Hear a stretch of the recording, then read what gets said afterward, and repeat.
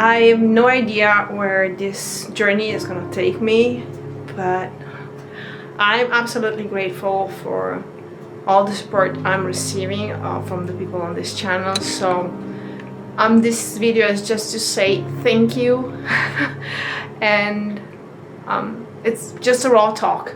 There's nothing prepared, so just be generous and be kind with me, because there's nothing, it's not a script, it's just something I felt like telling you. It's my story, it's the things that I thought in the last month, and I just wanted to share them with you. So hello everyone, I'm not really sure what I'm gonna talk about today, but I really felt the need to communicate with you all today. Today is my daughter Saga's 5th birthday. It's the middle of November, and I've been thinking a lot lately, and I really thought I needed to chat a little bit about what's going on through my mind. If I have to think back about 5 years ago when Saga came into my life, my feelings are really mixed, because, well, she came quite late into my life. I got pregnant when I was already 42, and to be true, I thought for a long time I would never had any kid. In 2017 I had a big back surgery, and after that I was left a bit incapable to do a lot of things, and one of the things that worried me was eventually getting pregnant one day. But after a lot of physiotherapy, after we bought the cabin, after seeing my neurosurgeon a few times, they said, okay, you can go ahead and try. But of course, when you're already past 40, you never had kids before, it's like, is it gonna work? 5 years ago, in a very stormy night, after 2 days of suffering in the hospital with an emergency C-section, she was born. Even if it was an emergency C-section, I don't really have any bad memories of the time, because I knew I was in like very good hands, and I was in a very good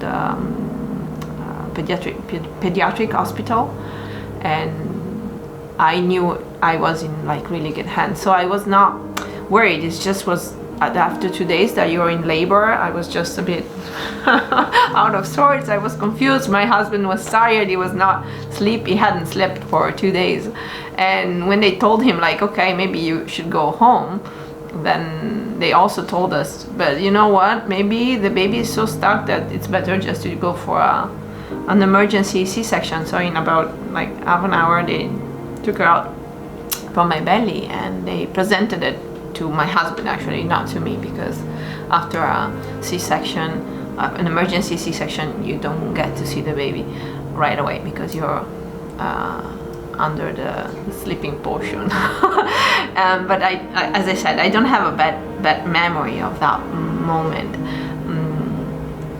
These last few years have been crazy and wild somehow, and a lot of things have happened that I wouldn't thought could be possible 5 years ago. One of the things that happened is this channel, and I'm really grateful for all the people that are watching and supporting me and following along this crazy journey that's been this channel. And that's what I'm talking today. Today I'm just, you know, shouting out to everybody that's been giving us support from the beginning and keep following and commenting and helping us do something with this channel. This channel was born because I wanted to share my vision of the world with the rest of the people that are on YouTube or watching YouTube, actually. And it was like a portal for me, like a place where I can talk to other people. I'm a very shy person, so I have a few friends, but I'm not like one that goes out and makes friends with everybody. I'm quite easygoing because I've done some kind of job that taught me how to stay with people. I've been a flight attendant for 10 years, so but it's not my nature. So it's my nature is staying with the bears in the middle of the forest with nobody around. So YouTube gives me the chance to talk with people outside my frame, and without going straight for like the handshake, and first like to have a sort of a veil that divides us, but where I can be true to you and show you what I am without having the feeling that I have actually some people in front of me, because I'm actually looking into a camera. Although I know that behind that camera there's right now 6,000 people that are on the channel that potentially could watch this video. But today I just felt like I needed to talk to my community. It's a small community. I mean, you're not like a viral channel or anything, but I know it's a community of like-minded people, and I really appreciate all the suggestions you give, all the inputs that you give us whenever we have to do some kind of renovation choice, or we have to decide between one thing or the other, or all these things. So I really feel that we are bonded somehow, and I'm really grateful for that. And so today, that's this it's the 5th birthday of my daughter. It's also the 5th year anniversary of me becoming a mom. That changed my life quite a bit, and it put everything upside down. But as I said, this channel was born because of Saga in many ways, because it all started with some very silly videos of her doing funny faces, funny noises when she was like a year and something, and I started posting more for sharing the fun that she was showing, not the fun, the joy that she was giving us, and I thought maybe she could make smile somebody else, and from there it all started, and I thought that maybe I can do it too, and I started to do my videos, and so here we are. 3 years later, doing crazy video from a cabin in the middle of the forest, and I don't know how it is perceived outside from here, but I know that I'm enjoying making the videos, and I always hope to make them better. And today I want to share a few thoughts that have been through my mind, and a few life updates that I think you're gonna be excited about, but hopefully as much as I am. As I said before, in 2017 I had this major operation, and one of my biggest regret was that after that I was left not really able to walk properly. Don't even think about running, and running was part of my life, and for a long time I would just stay around my running shoes and don't even consider putting them on. But lately I thought, okay, I've been doing physiotherapy for the last 7 years. I'm always doing my exercises, I'm doing all the strength training and all the things that goes with it, and I said, well, why don't I give it a try? And so I did, and I'll show you a thing. This is my it's like a logbook.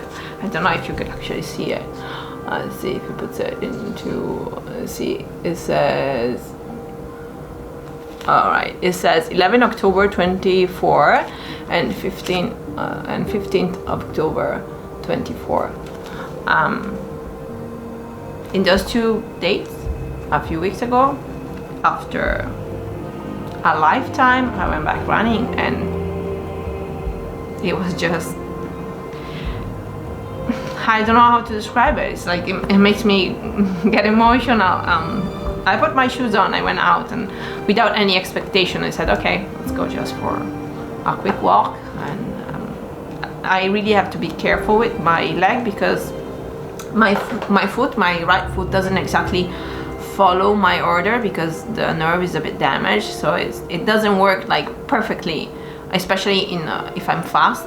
So I said, okay, let's go and give it a try, and I went for 30 minutes both times, and my back was fine, no pain, my leg was fine, and it was just incredible. And in one of those 2 runs, I went out, and after like 15 minutes, so halfway through, it started to rain, like it was pouring. And I was just running and laughing at the same time, like I didn't care. It was raining and I had like drops in my eyes, and I couldn't care less. Like it was just, I've been waiting for so long, and I thought so many times that I would never ever go running again. And I think you can feel the emotion in my voice, and I couldn't believe it. It was just the best feeling in the world. I couldn't care less. It was raining, it was cold, it was like a proper storm. There was a river running and rushing down the road, and I was like, okay, who cares? I have to go back home. That's gonna be 15 more minutes to get there. And it was just fantastic. And I really thought I needed to tell you this, because this year has been rough for us. There's been many things that didn't go as planned. In July we lost our dog, Lucy.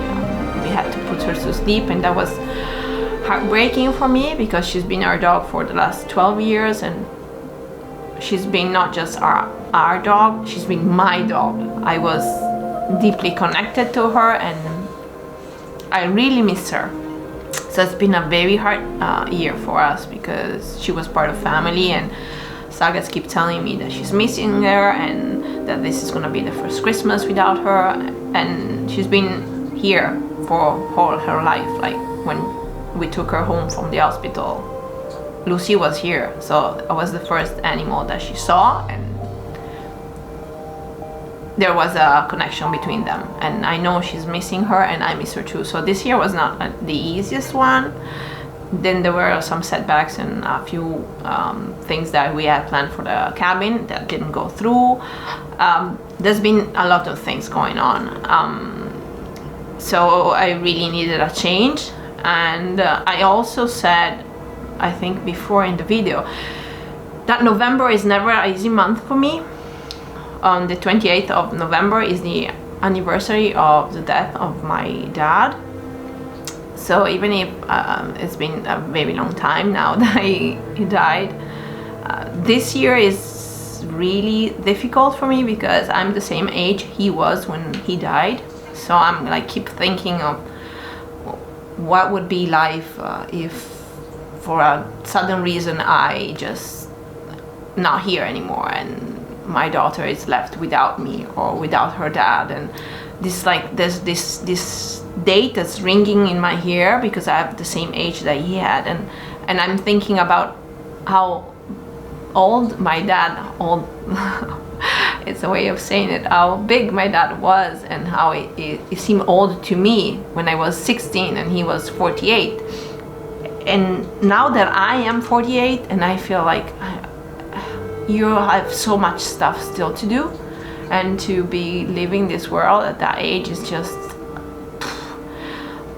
terrible. So November is a very hard month, but I also came to realize this year something that I think I should give hope to a lot of people, something that maybe should help us see the light even in the darkest moment, and is that life always tries to balance things out.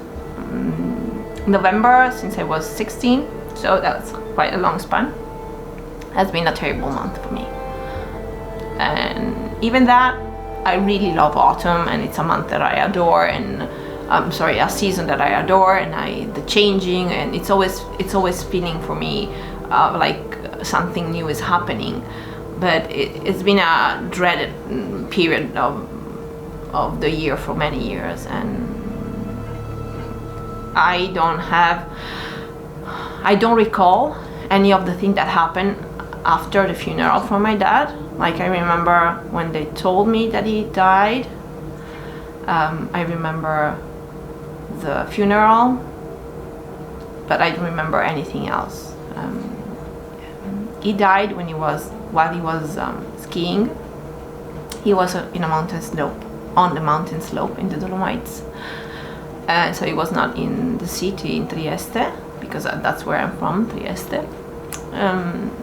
I was at a tennis lesson, and they came to call me, and they said, your grandfather came to pick you up. And I'm like, oh, why would my grandfather come pick me up? Like, it never did in his whole life. And so I already felt there was something wrong when I saw him, and I got in the car and I went like,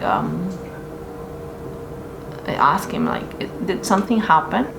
And he said, let's get home and then your mom will talk to you. And I was like, okay, something happened with my dad. I just knew it. And when I got home, my mom was like, she was I couldn't read her face.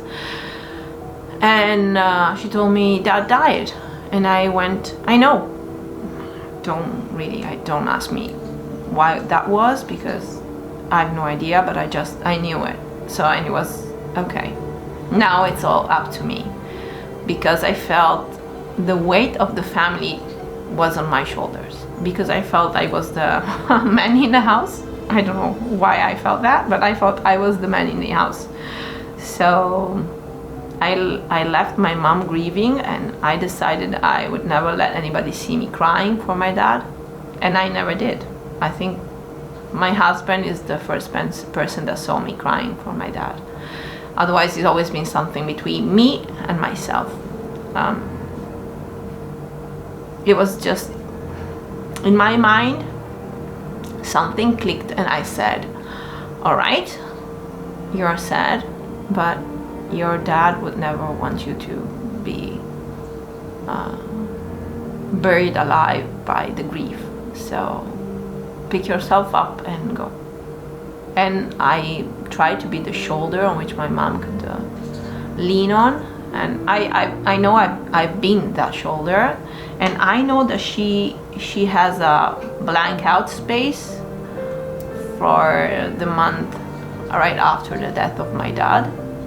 And I have a blank space for like 2 weeks or after his death. And there's nothing there. Like, I cannot remember anything. I can remember even the clothes I had at the funeral. I remember that I did not want to see the grave. I didn't want to see him in the casket. I don't know if you call it like that way. I didn't want to see him being put into the ground. And I've never regretted it, because I wanted to remember my dad as he was when he was alive. I saw him the last time right before he went to the mountain for skiing, and then I never saw him again. And I wanted to save that memory for myself. But after that, there's just nothing. Like, I remember driving with my ankle down from the mountain back to the city in this very fast sport car that belonged to my dad, and then there is nothing, like emptiness. And after a long time, don't ask me why it took so long, but this year I realized a thing. My daddy died in a town called Brunico, or Bruneck in German. And 30 years after that, in the same town, I got married in November, at the beginning of November. And a few years after, at the middle of November, my daughter was born. And today I feel like if I can say something, is that maybe life is trying to balance out, like to even the score. It's always been a really dreadful month, but now life has given me 2 weeks of time where I can rejoice before the end of the month arrives and November gets heavy on my back. So what I'm trying to say is that no matter how bad life gives you things out, no matter how bad is the game that life serves you, that there's always something that's gonna even the score. So just keep the faith, believe in what you have, in what life's gonna give you, and what could be around the corner. As I said, I don't know why today I felt like I needed to talk to you, but I really felt the need to talk to you, because I really felt the need to say that right now, a month before Christmas, when everybody starts feeling lonely if they've lost somebody, when everything that has gone bad during the year feels heavy on the shoulders, because we start making, start counting out the scores, and it's like, okay, this, what didn't go right? Where's my list of bad things? And you just tick out all the things that didn't go the way you wanted. Life can give you still so much. There's still so much to enjoy, to appreciate, and you never know when it's gonna happen. Because my dad died in 1992, and it took 30 years to make things different, because I got married in 2014, so that was a long time after that. And then my daughter was born in 2019, but eventually life found its way. And I really believe in this. I always think that we get to suffer, but somehow one day something will just bring the balance back up, and you're gonna have time to enjoy, and there's gonna be things that will make you happy, and you're gonna appreciate the sun just coming out behind the clouds.